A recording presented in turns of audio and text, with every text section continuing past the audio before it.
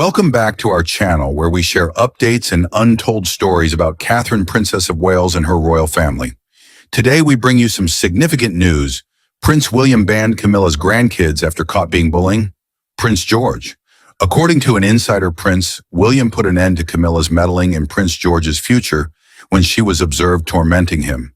This marks a new stage for Prince William as he shows Camilla how to be a king's wife without giving her grandchildren a royal title. Prince George, who was one of the youngest participants, was growing into his role as heir with quiet power and calmness. He had done things like this before, but his mother, Princess Catherine, was always there to watch over him. This time was different from the last time.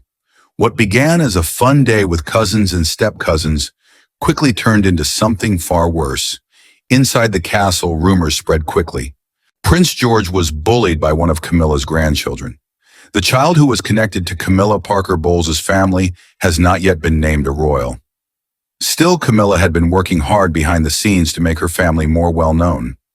She had fought for little title connections, a good education, and even small ceremonial responsibilities. Some members of the royal family quietly condemned her work, saying it was too much.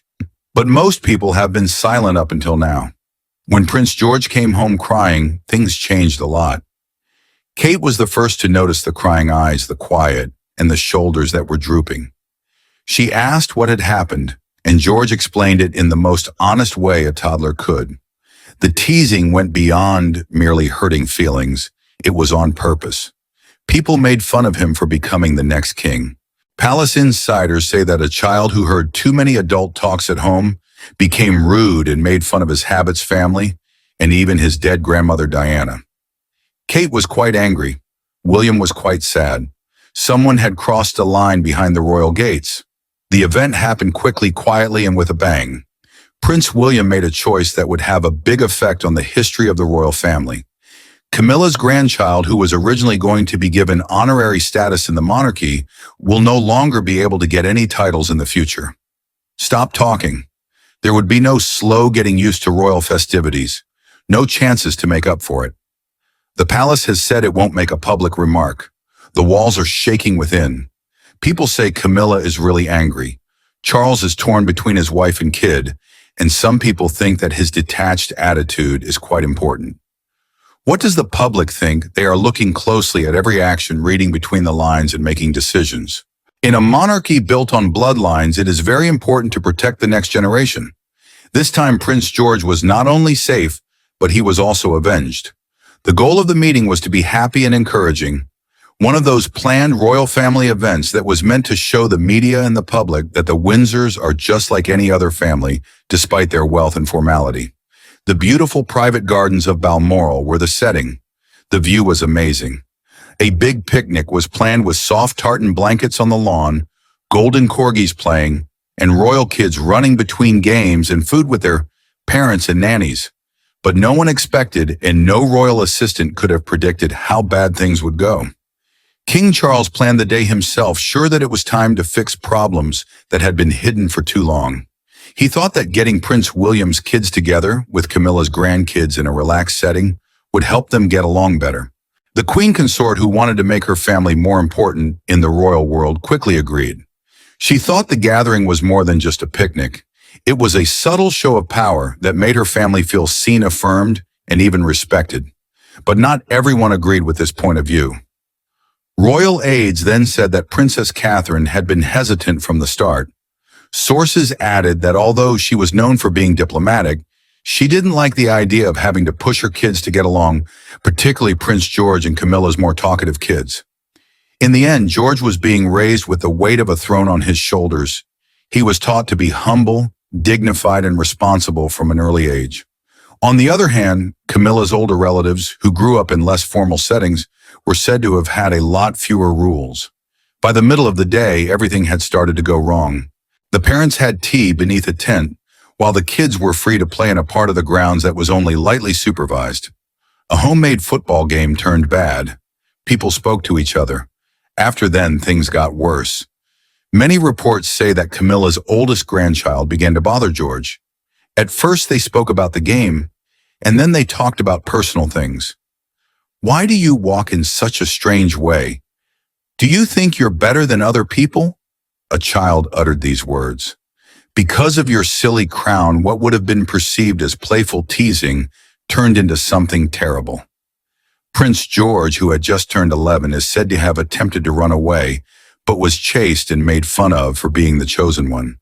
A helper who later told a senior staff member that he was called a mummy's boy, which is a very sensitive thing to say to a child whose grandma, Princess Diana, is almost like a hallowed memory.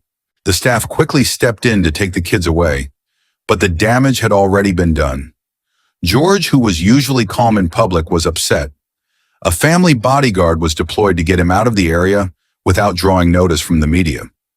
Catherine's kid was already crying in the car when she got there. The rest of the day was filled with awkward smiles and tense conversations. Camilla kept entertaining even if she may not have known how bad things were or chose to ignore them. Still, Catherine's close friends say that she acted stoically. Her smiles were weak, and her grip on Charlotte's hand was much stronger than normal. Kate asked George for a full report when they got back to their private room. She couldn't believe what she heard. The bullying wasn't just nasty, it was on purpose, and it perfectly copied the words and feelings of adults. This made it seem like Camilla's grandson was repeating what he had heard at home. That was what shocked Kate the most. Not only the bad things that young people do, but also the bad things that adults do that are spread by hints and sneaky glances. They quickly told Prince William. William sat quietly next to his wife as George went to bed early, with red eyes and a faraway look. The pain on his face wasn't only for George. It was the familiar agony of history repeating itself. He wouldn't stay quiet this time. This time there would be consequences. This time he was determined to do whatever it took to keep his child safe. As the car got closer to Adelaide Cottage that night, you could feel the tension. Since leaving Balmoral, Prince George has not said anything. His calm demeanor, which was generally a show of politeness, abruptly turned into shame. Princess Catherine stood behind him, her hands softly resting on his back, and at the same time her motherly instincts kicked in. Kate quietly took George away from the royal company in watchful eyes and asked him, "Please tell me exactly what happened." The answer broke her heart. At first, George spoke his mind reluctantly, but then he spoke with confidence as his mother listened closely. The insults, the name-calling, the joke about his father being a possible puppet king, and the harsh statement that he was only respected for his position. It is quite sad that people made fun of Princess Diana and looked down on her. Kate's face changed. Her normally calm and cool look became cold with rage. Not the kind of rage that makes you want to explode, but the scary cold anger of a mother whose child has been hurt emotionally. A top royal aide stated that Kate's words were clear and to the point. "That boy will not be near my children again." She meant it. Kate had been under silent pressure from the institution for years. She skillfully navigated the royal system, with grace kept a smile on her face, even when things became heated, and patiently waited for Camilla's family to get closer to the heart of the monarchy. Still, this was too much for any mother, much less a future queen. Within an hour, she had told William. A trusted insider said that the conversation that took place outside of Adelaide Cottage was the most emotional one the couple had had in years. Kate didn't cry. She didn't raise her voice. She made it clear that she would step in if William didn't do anything.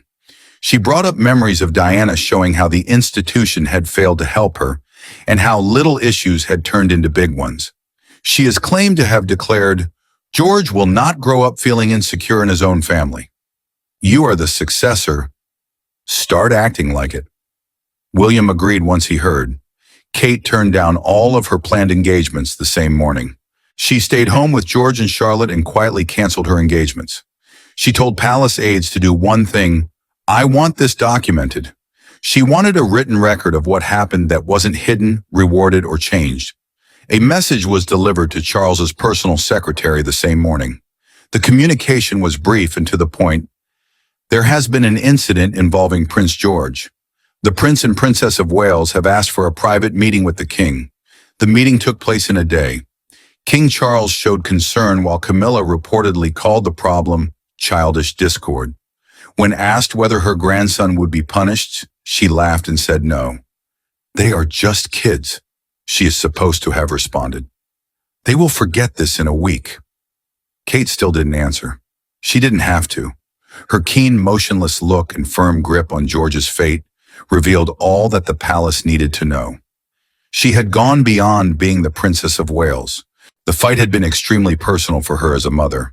Prince William has found a way to blend his loyalty to his father with his reverence for the monarchy. But his mother's sad background constantly bothered him. But there was no doubt about his own child. There was no diplomacy. There was no delay in following protocol. He had changed in a way that made him turn inward. William went back to Kensington Palace the day following his private meeting with King Charles and made a choice that shocked even his closest advisors. He called together his senior staff, walked about his private study, and then announced, "Camilla's grandson will not inherit a royal title. Not now, not ever." This is where the sentence ends. There was no conversation. There was no royal committee. There was no mediation. William's action was important not just because of how determined he was, but also because he did it on his own without getting permission from Charles or the royal family beforehand. Over the years, Camilla has been slowly bringing her children and grandchildren into the royal family by quietly pushing for honorary positions, public recognition, and low-key involvement in official business. William had noticed the slow invasion, but the typical person had not. He saw it for what it actually was, a clear attempt to bring her family into the monarchy's future, because George was hurt and Camilla was avoiding responsibility. William thought that was not okay. The boy who made fun of George was more than simply a rude kid. He was a perfect example of how Camilla misused her royal authority by taking advantage of Charles's guilt, playing with his age, and mixing duty with favoritism. William's message was clear: being close to the royal family doesn't give you royal privilege. Respect, service, and most importantly, honor are what get you there. Someone who worked with the prince said that he was cold at internal briefings. William reacted strongly when an advisor asked whether a private apology from Camilla's family may help the situation. "My son does not need an apology," he said. "He needs protection." He then took a stronger stance, saying that Camilla's grandson would not be able to come to family events with his own kids in the future. Not for birthdays or holidays. There will be no practice for trooping the color. Camilla's grandchild would not be there if George, Charlotte, or Louis were there. There was no debate here. It was an ultimatum. The news spread quickly among the royals. Charles was shocked and reportedly paced back and forth in his study in silence after learning of his son's decision. He thought the situation would end without violence. Still, William had set a limit, and the most moving thing about him was that he never changed. For William, this went beyond just discipline. It had to do with control and sending a message not just to Camilla, but to the entire company. It's no longer possible to hide disagreements by pretending to be together. The day when people might hate Diana's memory or his own children has passed. He had been patient for years. As George became more well-known, William made it clear that he was the protector. He put his duties as a parent above his possible duties as a king and said that no child related to Camilla, no matter how close they were to the throne, would get a royal title while he was king. At first, Camilla didn't believe the news. Elizabeth learned the news quietly from a senior staff member when she was having her afternoon tea in the private drawing room of Clarence House. Prince William not only denied his grandson the honorary title, but he also told him he couldn't go to royal family occasions with his kids. The temperature in the room changed. At first, Camilla thought it was a mistake. "That can't be right," she stated with a lot of force. "Charles would never allow it." But when the complete story came out, William's direct meeting with the king, his refusal to accept apologies, and his formal record of the event, the truth became clear. She shook as she put the teacup down. Camilla couldn't hold back her anger as she exclaimed, "He has gone too far. It is personal and vindictive. This is not fair. It is a kind of punishment." Camilla was not just worried about how her grandson was acting. It had to do with her legacy and the hard work she had done to bring her family into the monarchy. When she married Charles, her children and grandchildren were no longer in line for the throne. People thought of them as outsiders instead of members of the royal family. Up until now, she had gone along with it. Over the years, she tried to fit them into the royal rhythm by giving them a position in a procession, a seat at a jubilee performance, an honorary school invitation, and a strategic spot where they could be seen by the public. It was purposeful, even if it wasn't official. She wanted history to recognize how important the Parker Bowles name was, saying that her family was more than just luggage. It had a big role in the destiny of the crown. William destroyed the illusion with one clear action. Camilla asked Charles to meet with her right away. She is said to have barged into his study with a letter that William had sent in a formal way. Her voice, which was seldom heard in the castle, boomed down the hall. "He degraded us. He humiliated me. This person is a young man called Charles, a child. Still Charles, who was tired and becoming weaker from the stress of being in charge, didn't completely support her. People close to the king say that he is torn. He felt for Camilla, that's for sure, but he also saw the bigger picture. William was showing off his authority, not only as a son, but also as the future king. Charles, whose reign was already marked by public uncertainty, couldn't stand to have another fight with his son. Charles delivered Camilla an unwanted message: "I will not overrule him. He is in charge of keeping his family secure. We need to respect that." People say that Camilla's skin became gray. She turned around, exited the room, and slammed the door shut. An unusual breach of procedure that shocked the people around. That night, she canceled her public engagement, saying it was because of a migraine, which many didn't believe. People around her reported she didn't say anything throughout dinner and didn't acknowledge William's name, but she was still angry. It had recently moved underground. A high-ranking royal official is claimed to have told her, "She will never forget this." Camilla may smile in public, but in private, a line has been crossed. She sees William as a threat, not as her stepson.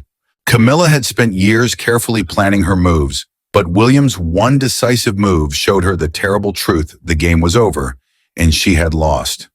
The British people have always had a strong emotional attachment to the children of the royal family, particularly those who are next in line for the throne. Also, Prince George has charmed audiences in a manner that few others can. A lot of people think that the tiny kid who used to hold his father's hand at royal ceremonies and smile awkwardly for the cameras is a symbol of the monarchy's future dignity, strength, and elegance. When word of a terrible event concerning George and Camilla's child initially spread quietly, all eyes suddenly turned to the palace. The tabloids began spreading rumors, being cautious to follow the rules, but clearly getting information from people who knew what was going on. Royal rift behind closed doors and an heir targeted during private family event were two headlines that really grabbed people's attention. But it quickly became clear that the parts fit together. Then came the shocking headline, "Step Relative Mocks Prince George." William responds with a ban on titles. The narrative became more intense. Royal specialists also saw.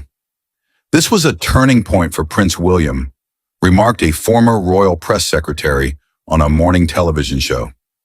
"He placed family before politics, and the public has shown a lot of support." At the same time, royal aides noticed a big difference behind the scenes. Camilla had a time when she was somewhat popular, particularly when the late queen worked to improve her image as queen consort, but that goodwill began to fade. Surveys showed that Camilla's popularity dropped a lot within a week of the news coming out. At the same time, William and Kate's popularity skyrocketed. People who had supported Kate and her kids before now regarded them as victims of injustice and winners for standing up for themselves. Even in the palace, there was a lot of support for the Wales. Many of the senior courtiers who had worked for Diana also quietly showed their support for William's actions. One advisor is believed to have stated, "This is the need for the monarchy. Strength limits, and a person who doesn't think that bad behavior is okay because it's been done before." In the long history of the British monarchy, there have been many secret fights behind fancy doors, under the weight of tradition, and in the shadow of historical backdrops. But this time, there appeared to be a clear difference. There was no disagreement over policy or practice. Prince William set a limit that no other monarch has publicly broken in order to protect his kid. Camilla had spent years changing people's minds, getting her family on the same page as the monarchy, and rewriting the past that she had tried to distance herself from. But all that meticulous preparation fell apart in only a few days. Not because of politics or controversy, but because a child was hurt. The child's parents refused to stay quiet. Kate stood her ground with grace. William showed determination, and George has a modest victory now that he is older. A clear statement that his family would always be there for him. The monarchy is changing. Titles will no longer be spread via illegitimate channels. No longer will silence be the price of peace. Prince William has proved that he is willing to do all it takes to protect the monarchy's integrity. This is what will keep it alive, not ancient customs or ceremonies. Camilla, who had been quietly strengthening her position, is now more alone than ever. Her grandson is no longer in the royal spotlight, and the Parker Bowles family's future doesn't seem as bright as it used to. The effects of one terrible meeting have spread throughout the countryside like a storm. The dust has still not settled. But there is one thing that cannot be denied: a new royal standard has been set. People should earn their titles. People should respect each other. The successors to the throne do not have a second opportunity. This wasn't just a fight amongst family members. It was a new way of defining power. It was set up not with guns or words, but with a father's voice and a mother's resolve. The monarchy will never be the same again. Thank you for watching the video. Please let us know your thoughts, and goodbye for now.